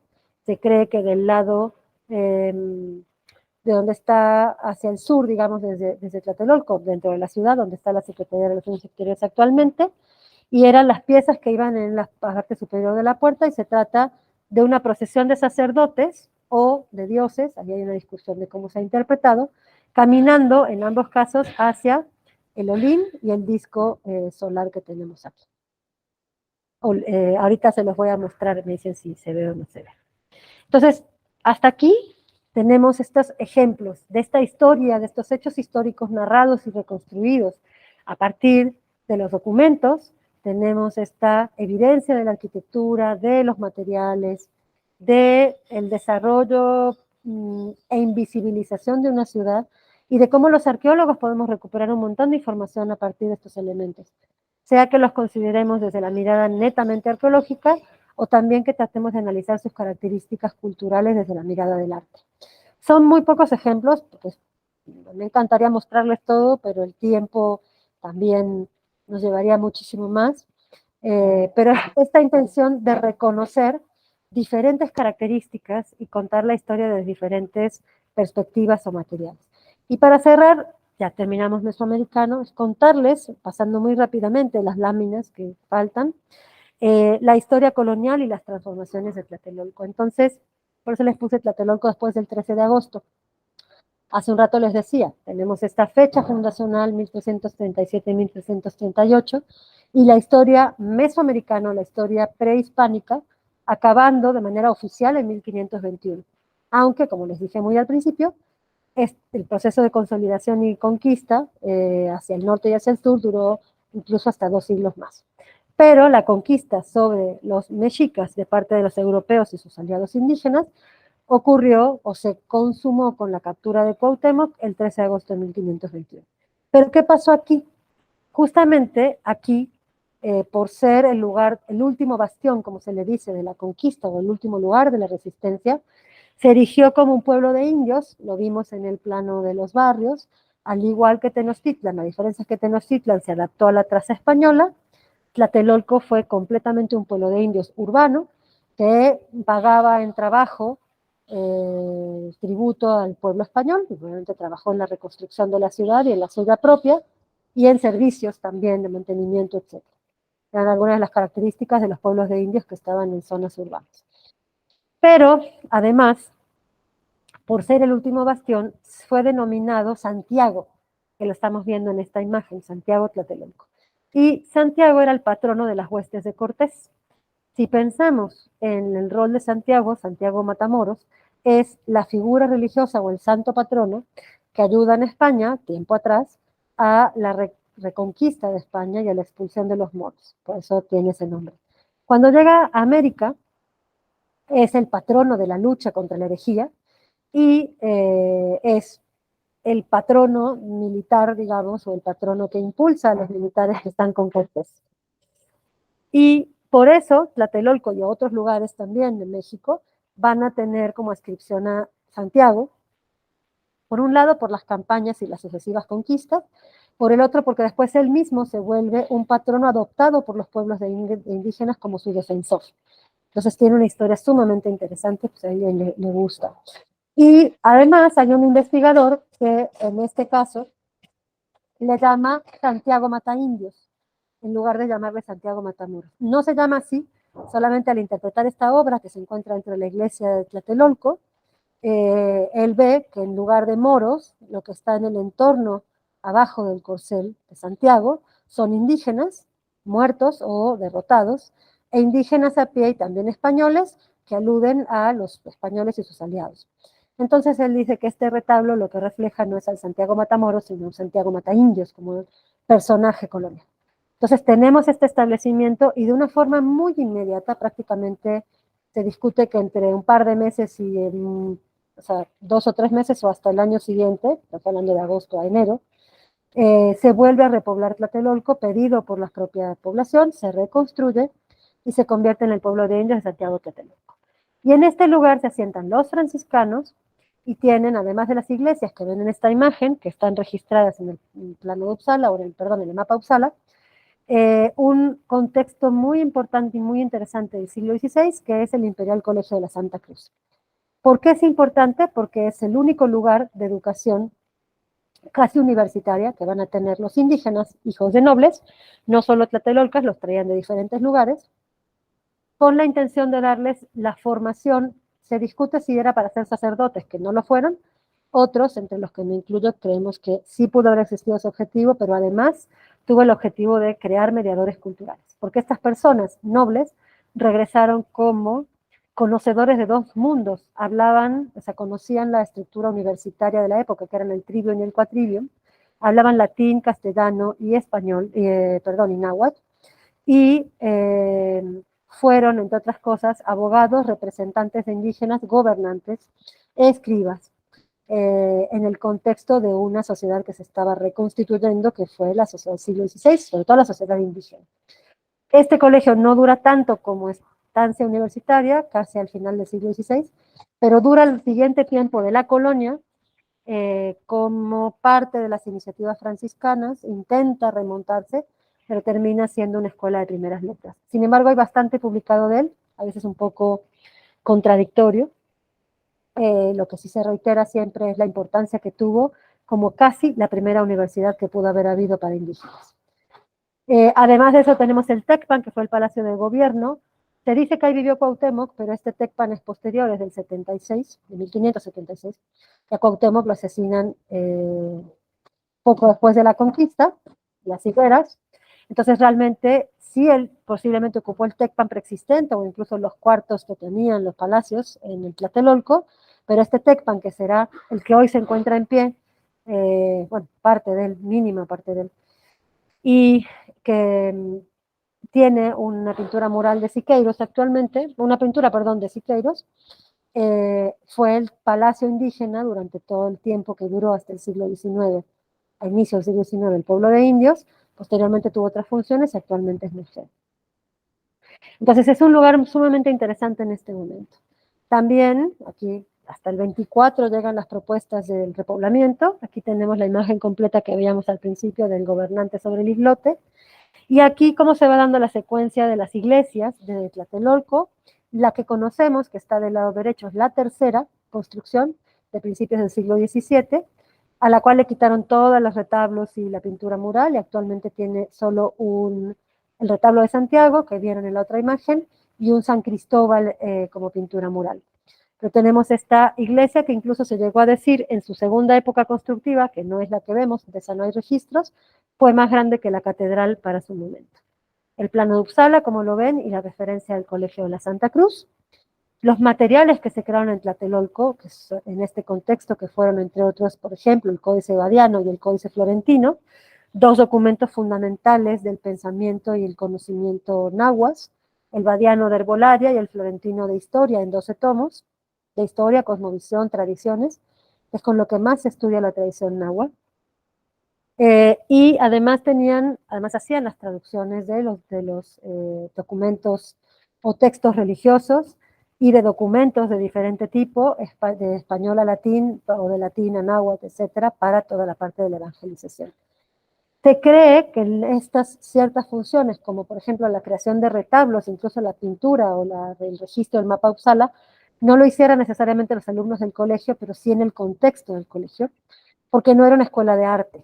Entonces hay una discusión también que pueden encontrar si les interesa, es muy pertinente porque tenemos grandes documentos, sí se menciona, por ejemplo, en el Códice Florentino a los alumnos del colegio, pero no se sabe si ellos mismos escribieron y pintaron, o escribieron, por ejemplo, ellos, y en el náhuatl y en español, como está el códice, pero pintaron tlacuilos de la tradición, que estaban también aprendiendo ambas tradiciones, que era muy común en los claustros y en el contexto de las iglesias. Esto que vemos es entonces parte de cómo fue y cómo se vio Tlatelolco. Esta es de nuevo otra vista de la iglesia del siglo XVII, cómo estaba con su claustro y no había nada, abajo de esto estaba la zona arqueológica, el Tecpan antes de que lo demolieran parcialmente, esta fachada en los 60 se pasó al claustro, que no tenía nada que ver porque este edificio se iba a demoler, y actualmente esta fachada la vemos en otro edificio y vemos un pequeño pedacito de este edificio nada más. Y aquí tenemos Tlatelolco antes de Reforma, Manuel González, la unidad habitacional, y tenemos el inicio aquí pequeñito de las excavaciones, este es el templo mayor, y los templos mayores aquí, todavía no hay zona arqueológica de este lado ni de este lado, la iglesia, lo que va a ser la Plaza de las Tres Culturas, el claustro, y este gran muro que tenemos aquí era la cárcel de la Ciudad de México que estuvo hasta el siglo XX, donde era una cárcel militar, por lo tanto había presos disidentes del sistema como los hermanos Magón, Pancho Villa, Bernardo Redes y otros, que teníamos también una historia muy interesante en esta época. Y este de aquí es el Jardín de Santiago, más o menos donde estaría ubicado el mercado hacia sus últimas épocas, y el Tecpan que estamos viendo también acá. Las transformaciones de la historia, esta fue la aduana federal que estuvo enfrente de este jardín, no existe y se demolió en los 60 en la construcción de la unidad, pero al ponerse los trenes que veíamos en la otra imagen y también vemos aquí por Tlatelolco, fue la tecnología de la época la que vino, ¿no? La comunicación de la época, y era entonces la aduana federal. Esta era la aduana de Pulques, que es anterior en el tiempo, porque el pulque fue muy importante el comercio, en el control del pulque fue muy importante en el periodo colonial, y aquí ya estamos hablando de la segunda mitad del siglo XIX. Esto es Insurgentes, en otra época de su vida, la altura de Insurgentes, esto es Nonoalco, y ya los trenes funcionales, y la iglesia, esto ya es una fotografía, cómo se veía incluso su atrio, que ya no existe, y el claustro, el espacio del claustro antes de la cárcel. Aquí tenemos ya la cárcel, y esto ya lo conocemos, ¿no? La unidad habitacional. Lo que transformó finalmente Tlatelolco, fíjense cómo el jardín se redujo, aquí tenemos Reforma y esto es Flores Magón, y todo el conjunto, como se veía antes de los 80, antes del 85, este cambio no fue por el sismo, según me contaban los vecinos, fue porque el material era inflamable, pero es el Tlatelolco que podemos ver hoy, que es un Tlatelolco gris, ¿no? Un Tlatelolco de concreto. Y aquí tenemos la zona arqueológica, el claustro y la iglesia, los tres siempre característicos de este conjunto. Y muy rápidamente, casi álbum de fotos, la historia de la arqueología. ¿Por qué se los muestro? Porque Tlatelolco es un sitio grande, que a veces no apreciamos tanto, del cual ya vimos que tenemos, aunque les fui contando muchos detallitos, quisiera contarles muchos más, pero no se puede. Siempre queremos contar y contar y contar, como les digo. Pensar que fue una zona abandonada de la ciudad, una zona desprestigiada, porque estaba la cárcel, era la zona de los trenes donde vivía la gente pobre, era una zona sucia, existía el tiradero de la ciudad, que era la viña. Para los que han leído a Manuel Paino, cuando habla de la viña se encontraba muy cerca de aquí. Y aquí vemos incluso los materiales que arrojaban, el cascajo, que arrojaban de la ciudad. Entonces la ciudad llegaba un poco antes de Tlatelolco, y eso hizo que estas construcciones, sí grandes y sí imponentes, que se hicieron sobre el sitio, de alguna manera también lo preservaran, porque no se transformaron tanto, no hubo tanto desarrollo de infraestructura, y esto enterró la historia arqueológica.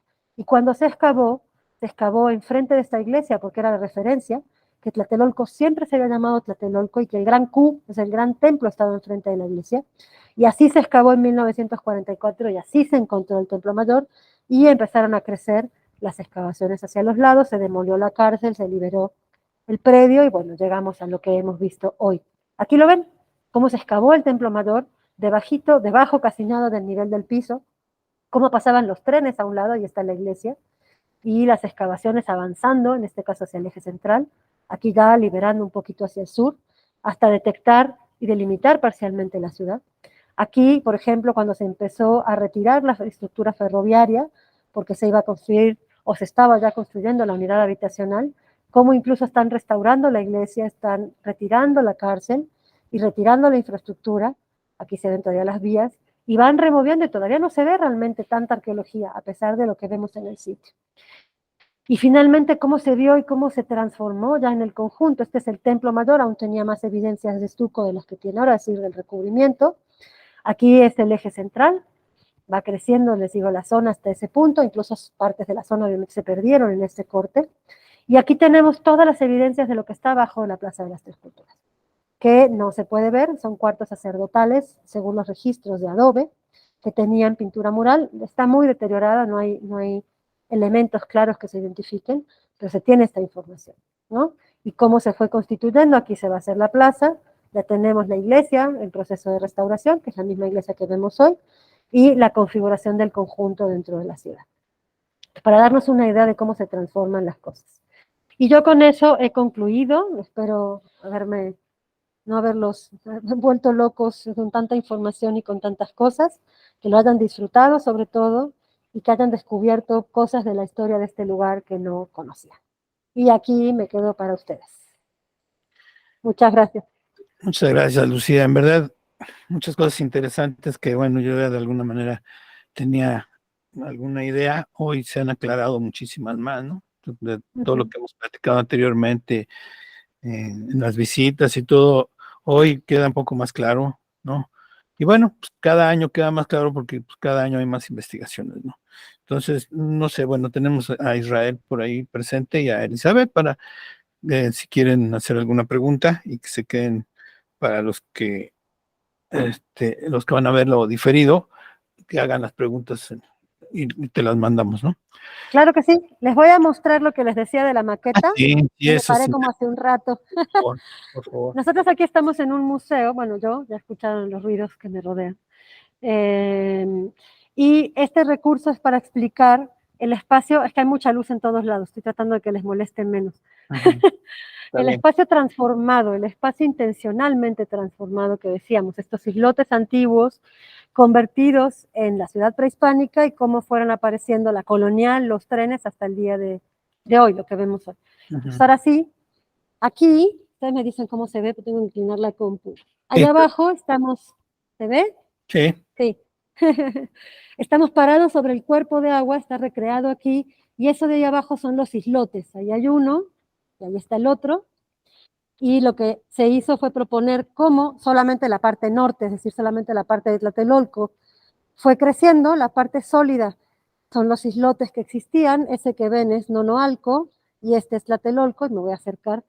Parezco reportero con problemas de equilibrio. Ahí está la traza que vimos hace un ratito en los planos de la ciudad y el mercado, pasa que ahí también ven la colonial, con el recinto y lo que se sabe arqueológicamente. Todo lo demás no es que estuviera vacío, es que no tenemos información. Y arriba de eso, en este nivel, que voy a ir marcándoles, la ciudad colonial, o no es que ciudad colonial, el pueblo de indios, con sus iglesias y sus barrios. Al centro, es que estoy tratando de que lo vean, sin caerme sobre la maqueta. Denme un segundo. ¿Ya se ve la iglesia blanca? Todavía no. No. Ah, a ver, lo voy a voltear completo y me van a tener que decir porque yo no veo. En teoría está delante de ustedes. Ahí está, sí. Sí. Perfecto. Esa es la iglesia de Santiago, la central. Y ese que espero que vean ahí con un techito rojo, sí. Ese es el Tecpan de la colonia. Y aquí, en el siguiente nivel, todos los trenes que les contaba recién. Me voy a acercar un poco más acá. Aquí sí me puedo acercar. Ahí ven la época del siglo XIX con los trenes y la época de Tlatelolco como la unidad habitacional que vemos hoy.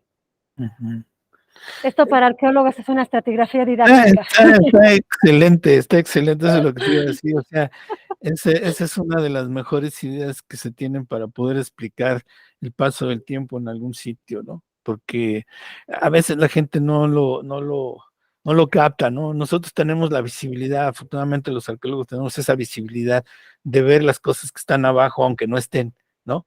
Y a la gente eso le cuesta trabajo. Qué buena idea, es un gran trabajo, Lucía, en verdad. Gracias por mostrarlo, y te aseguro que si vamos en el viaje que te digo, pues va a ser un punto obligado ahí contigo, ¿no? Entonces te voy a tener que dar Bienvenidos. para que nos ayudes con esta parte. Yo sé que siempre tienes esa gran disponibilidad para con nosotros, y yo siempre te voy a agradecer cuando estaba con mis alumnos que íbamos allá a Tlatelolco, o sea, toda esa disposición, ¿no? De darte pues a ellos, siempre fue muy, muy chida para mí. Entonces, bueno, te felicito por ese trabajo. En verdad, yo creo que desde Lina nunca lo hubieran podido hacer, la neta. No lo digas. No, pero yo sí puedo decirlo, ¿no? Se te cerró el micrófono. Ahí está. Perdón, sí, yo creo que esas son cosas que siempre queremos hacer los arqueólogos y siempre nos detenemos por una u otra cosa, ¿no? Y bueno, qué bueno que acá tuviste la facilidad y la disponibilidad de la gente que está ahí. Claro, pues es la UNAM. ¿Qué más podemos decir, no? O sea, es la UNAM, a final de cuentas, es quien está ahí detrás de eso, ¿no? Entonces, muchas felicidades, en verdad. Ya lo voy a ir a conocer. En verdad lo voy a ir a conocer porque sí me interesó mucho cómo lo estás proponiendo. Yo tuve la oportunidad de excavar en la parte, digamos, oriente ahí en Jesús Carranza, ahí en Tepito. Me tocó excavar en Jesús Carranza en un predio que está en la avenida, en la calle Tenochtitlan y Jesús Carranza, a una cuadra del eje 1. Entonces, siempre, bueno, la idea era que era como el filo del islote, ¿no? Por lo que yo tengo entendido, y bueno, por lo que estoy excavando y las capas, todo lo que encontramos, Pero además casi no encontramos nada prehispánico, sino más bien colonial, ¿no? Muros, algunos lebrillos, algunas cosas que encontramos que eran más coloniales que prehispánicos, ¿no? Entonces, sí es interesante ya verlo ahí en ese contexto para ver exactamente dónde estábamos nosotros cada uno. Es un DIF que acabó quedando ahí en la mera calle de Jesús Carranza, y de espalda está la calle Tenochtitlan. Era un DIF, en donde era un edificio que requisaron, que decían que era ¿qué? ¿Cómo le decían? No me acuerdo cómo le decían, que era un búnker, ¿no? Era un búnker así de gran tamaño. Y bueno, pues ahí guardaban, eran bodegas, y eran no sé qué tanto. Total, que lo destruyeron cuando Marcelo era eh, regente. Sí, creo que era regente, o ya, no me acuerdo. Pero bueno, y le pararon la obra, ¿no? Jorgito le paró la obra, sí, y pues tuvimos que entrar a excavar, ¿no? Pero ya le habían bajado un buen tramo. Pero bueno, es parte de esa historia que me imagino que estaba ahí, y sí sería bien bonito verlo así como lo estoy viendo, debe ser una alucina. En verdad, qué bonito, qué bonita idea, ¿no? Y siempre ha sido mis ideas, es así como ese tipo de maquetas que a la gente la hagan rememorar todo lo que pueden no ver, ¿no? Así es. A ver, entonces tenemos a Israel o a Elizabeth. Si tienen algo para comentar, por favor. Si no, para dejar que ya Lucía este, se retire, ¿no? ¿Nada? Mucha No, creo que no. información. Bueno, yo Sí. más que pregunta quiero darle mi felicitación y de verdad mi reconocimiento por toda la labor que he hecho. La verdad es que yo estoy apenas asimilando la información, como dice. Yo solo he tenido oportunidad de ir una vez a Tlatelolco, justamente con un viaje con el profesor Carlín, pero como que en ese momento ni siquiera dimensionaba lo que ahorita estoy viendo, sobre todo esas dudas que siempre hay, ¿no? Como Tenochtitlan, Tlatelolco, cómo pareciera que Tenochtitlan absorbe todo y desconocemos muchísimo de Tlatelolco. Entonces, de verdad me voy muy enriquecida. Muchas gracias. De verdad mi felicitación por todo el trabajo y por la forma en que lo está impartiendo. Muchas gracias. Gracias, Elizabeth. Justo por eso provoqué que era la historia no oficial, porque si no nos quedamos con que había un mercado, con que aquí atraparon a Cuauhtémoc y se nos acabaron los datos de Tlatelolco y resulta que hay, pero debajo de todas las piedras, como siempre. Y justo lo que decía el profesor, esa maqueta es sensacional porque incluso, bueno, yo la etapa de los trenes ni siquiera me la pudiera imaginar ahí. A lo mejor solamente me quedaba con lo prehispánico y luego como si mágicamente hubiera surgido el templo y luego otra vez mágicamente hubiera surgido ahí la unidad habitacional, ¿no? Y no, verdaderamente no vemos como etapa por etapa de lo que ha ocurrido. Muchas gracias. Al contrario, gracias a ti. Israel. Sí, muchas gracias. Buenas noches. Lamentablemente no me pude conectar desde el principio, ya agarré la media clase, y estoy similar a Elizabeth. Yo honestamente no conocía nada de Tlatelolco, aparte de el evento de la Plaza de las Tres Culturas. Físicamente nunca he ido. Sí. Es uno de mis pendientes, el visitar la zona arqueológica, el conocerla, y me quedo muy sorprendido, para empezar, de toda la información de la que alcancé a escuchar.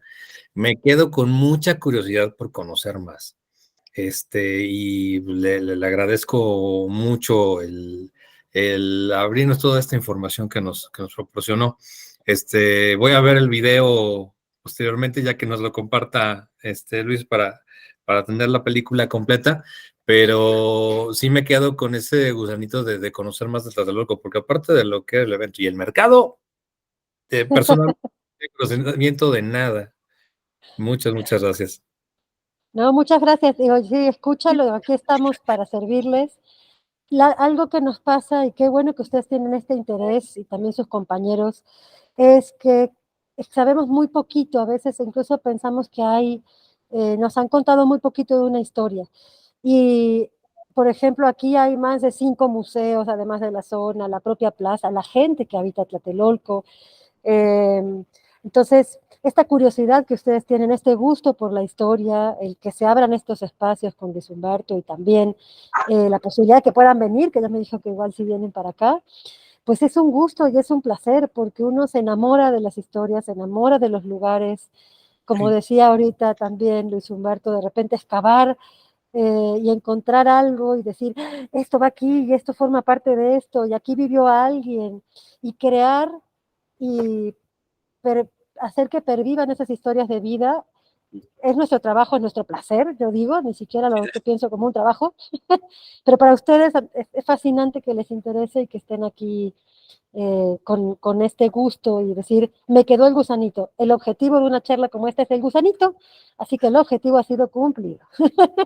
Gracias. Y bueno, yo también quiero felicitar a Lucía porque, bueno, ella no es mexicana, pero ya debe de estar nacionalizada, ¿no? Ella es, Hace más de 15 años, hombre.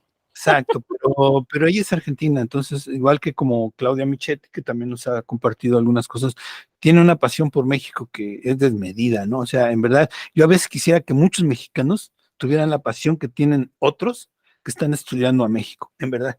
Es fuertísimo, ¿no? Yo siempre me da mucho gusto platicar con gente que no es mexicano, mexicana y que tienen esa pasión por todas las tradiciones y la cultura mexicana, ¿no? Muchas gracias, Lucía. En verdad es un placer escucharte. Y bueno, ya no te escuchamos con subacuática, pero creo que este fue un punto importante. Mañana Vicente viene y nos va a hablar de Texcoco, que va a ser, por eso la pensé, ¿no?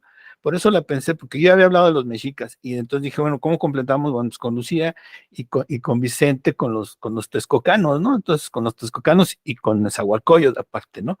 Que es una de las grandes partes de toda esta triple alianza.